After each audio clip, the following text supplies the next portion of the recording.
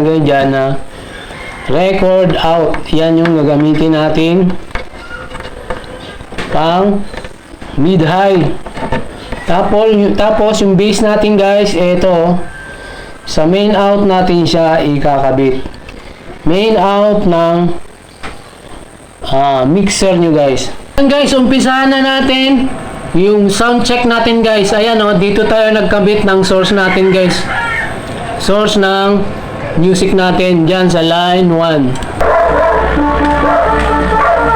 Ayan, sound check yan guys. Lahat yan gumagana.